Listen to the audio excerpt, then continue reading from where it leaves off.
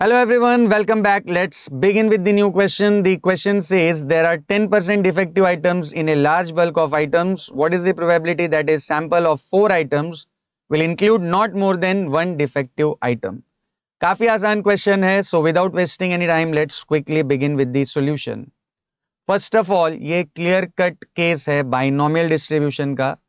And binomial distribution में जब भी आपको कोई भी प्रोबेबिलिटी फाइंड करनी हो आपको सिर्फ एक फॉर्मूला यूज करना है and what is that formula formula is this probability of x equal to x is given by nc(x) into p raise to x into q raise to n minus x. अब हमें भी question में क्या find करनी है probability, तो यही formula हम यूज करेंगे. बट ये फॉर्मूला यूज करने के लिए सबसे पहले हमें क्या फाइंड करनी पड़ेगी n p और q की वैल्यूज. तो चलिए एक एक करके इन तीनों की वैल्यूज फाइंड कर लेते हैं. सबसे पहले देखिए यहाँ पर जो लार्ज बल्क ऑफ आइटम्स है उनमें से सैंपल हम कितने आइटम्स का ले रहे हैं 4 आइटम्स का. करेक्ट. तो जो नंबर ऑफ ट्रायल्स है या जो नंबर ऑफ सैंपल है हमारे केस में n वो कितना है 4. अब क्वेश्चन में बात किस चीज की हो रही है डिफेक्टिव आइटम्स की, राइट. और हमें जो प्रोबेबिलिटी फाइंड करना है किसकी प्रोबेबिलिटी फाइंड करना है कि वो जो सैंपल है 4 आइटम्स का it will not include not more than one defective item. तो question is all about defective items का मिलना, राइट. तो अगर मान लीजिए मैं जो रैंडम वेरिएबल x है उसको ले लेता हूं नंबर ऑफ डिफेक्टिव आइटम्स, तो क्योंकि हमने टोटल 4 आइटम्स का सैंपल लिया हुआ है तो हो सकता है कि उसमें से एक भी आइटम डिफेक्टिव ना हो, राइट. 0 आइटम डिफेक्टिव, या हो सकता है एक उसमें से डिफेक्टिव हो, या 2 डिफेक्टिव हो सकते हैं, या 3, या मैक्सिमम कितने डिफेक्टिव हो सकते हैं चारों के चारों डिफेक्टिव हो सकते हैं, राइट. तो टोटल n जो है सैंपल वो 4 आइटम्स का है और x क्या है number of defective items, right, क्योंकि क्वेश्चन में डिफेक्टिव आइटम्स की ही बात हो रही है. तो x अगर नंबर ऑफ डिफेक्टिव आइटम्स है तो 4 में से हो सकता है एक भी डिफेक्टिव ना हो, या एक डिफेक्टिव हो, या 2 या 3, या मैक्सिमम 4 डिफेक्टिव हो सकते हैं. तो these are the possible values of x. अब नेक्स्ट हमें क्या फाइंड करनी है p की वैल्यू, राइट. अब p होता क्या है प्रोबेबिलिटी ऑफ सक्सेस, और इस क्वेश्चन में सक्सेस क्या है डिफेक्टिव आइटम का मिलना, राइट. तो डिफेक्टिव आइटम के मिलने को हम यहाँ पे क्या ले लेंगे p. तो क्वेश्चन जिस चीज के बारे में बात कर रहा है वही हमारे लिए सक्सेस है. तो यहाँ पे p क्या हो जाएगा probability of getting a defective item.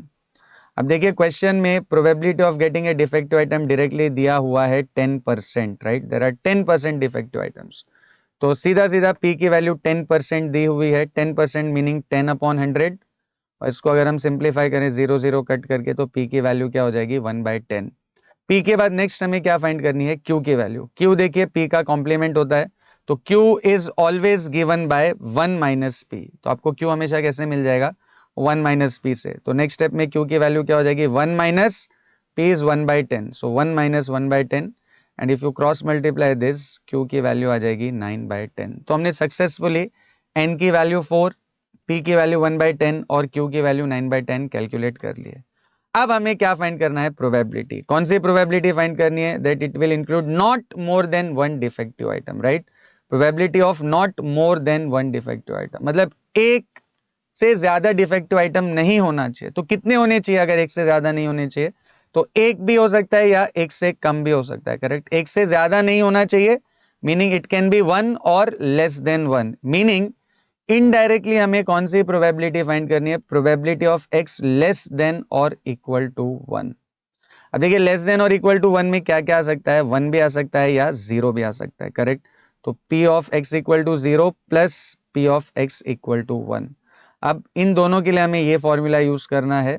तो इस केस में x की वैल्यू 0 है, राइट, और n कितना है 4. तो हो जाएगा 4c0. p की वैल्यू है 1/10 एंड 1/10 रेज टू x. तो x यहाँ पर कितना है 0. So 1/10 raise to 0 and then q की वैल्यू कितनी है 9/10. तो ये 9/10 raise to n minus x which is 4 minus 0, correct. तो ये हमने p of x equal to 0 के लिए एवेल्युएट कर लिया. देन प्लस सेम चीज हम p of x equal to 1 के लिए करेंगे तो हो जाएगा 4c1 1/10 raise to 1 and 9/10 raise to 4 minus 1. अब देखिए 4c0 nc0 हमेशा क्या होता है 1 होता है तो ये 1 आ जाएगा. And anything raise to 0 is also 1, right. Anything raise to 0 is 1 तो ये भी 1 आ जाएगा आपका. एंड ये क्या होता है 9/10 का fourth power, correct. 4 minus 0 is 4.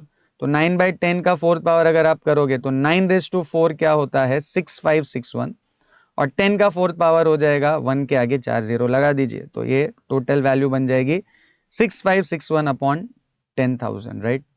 Then plus 4C1 की वैल्यू होती है 4 1/10⁻1 आपका हो जाएगा 1/10 और ये पूरा 9/10 का क्यूब बन जाएगा राइट 4 - 1 3 तो 9 का क्यूब होता है 729 और 10 का क्यूब हो जाएगा 1000 तो ये हो जाएगा 729 अपॉन 1000।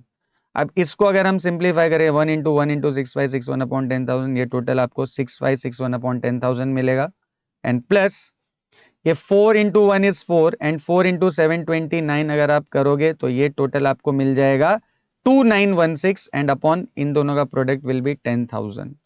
अब डिनोमिनेटर दोनों में सेम है तो इनको हम डायरेक्टली ऐड कर सकते हैं and if we add this to 6561 plus 2916 ये टोटल बन जाएगा आपका 9477 upon 10,000 and 9477 upon 10,000 is simply 0.9477. I hope this is clear to everyone. See you in the next video.